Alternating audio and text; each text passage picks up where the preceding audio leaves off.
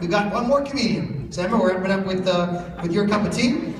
He is from St. Thomas, Virgin Islands. He's a freshman here at Rider. He's a business admin major, but he told me he doesn't like that anymore. So again, Leon, I've been going through your 10-year plan.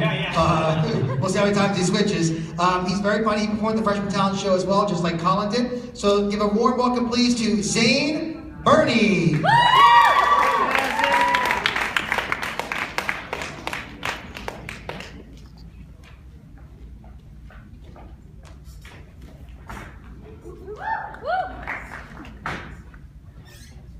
Hey, how you guys doing tonight?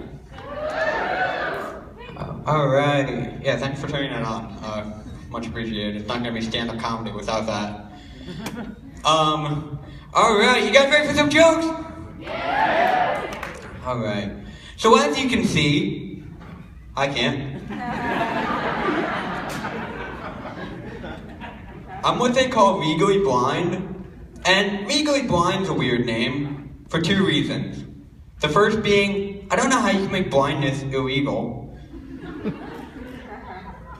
And the second one is, you wouldn't be walking down the street, have some guy stop you like, hey my man, can I interest you in some stuff called illegally blind? Whoa man, what does it do? Well mainly, it makes you really bad at playing darts. And just picture that for a second.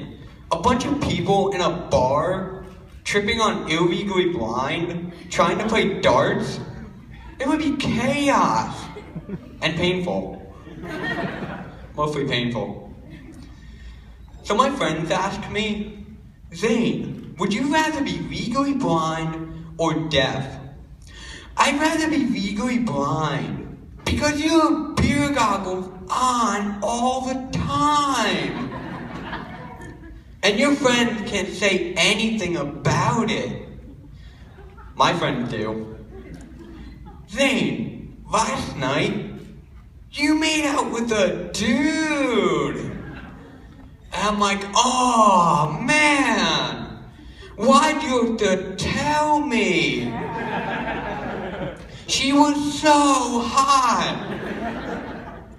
And after being told that, I'd rather be deaf. Just so I don't have to hear that crap again. So sports for the blind are boring. So I like to try different sports. I tried archery. Yeah, let that one sink in. A blind kid with a bow and arrow. What could possibly go wrong? Well, apparently a lot. As I learned. Here's something else I learned. In archery, you don't get credit for hitting everyone else's target. Yeah, that would have been a helpful piece of information to know before joining a team. You know, because I'm standing there like a fool asking, hey guys, did I get any points? They look at each other, not on your target. One of the things I do, which I really shouldn't be doing, is I longboard around campus. And when I longboard, I don't have my cane with me. So it's very difficult to explain to people that I'm legally blind after I run them over. So I used to go to a camp for the blind called Camp Marcella, and a lot of bad ideas transpired there. One time my friend and I got the idea to play hide and go seek. I tell you, there's never been a longer game of hide and go seek in the history of that awful game. I could not find my albino friend on a black cubby. It was ridiculous. For all I know, that game is still going on. Because I have not seen those people in years. Another time, my friend and I got the idea to put on our best clothes and walk in front of the girls' cabin. So, you know, we're walking, we're like, hey, do you see us? Did you see us? We forgot to take into consideration, it's a game for blind kids, of course they didn't see us. No wonder we didn't have girlfriends back then. What else? Recently got a dog, which is great for my father, but now he finally has something to play catch with.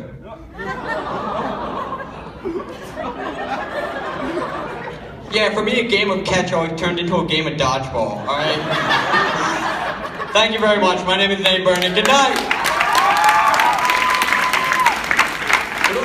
All right, step here, Zane. All right, let's hear more for Zane, everybody. All right. Good job, Zane. All right, you got all blue X's, so you move on. You're now up to the audience to decide if you make it through to Family Weekend and become champion of Riders Got Talent, okay?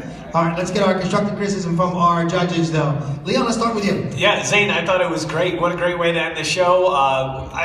Emma will probably know more about this, the terming, but when you come on stage and you point out the obvious about yourself and you show that you're comfortable with it, that endears you right to the audience immediately, and we can then relax and have a good time with you. So that's like expert pro technique, and I loved your act. I thought it was great, man.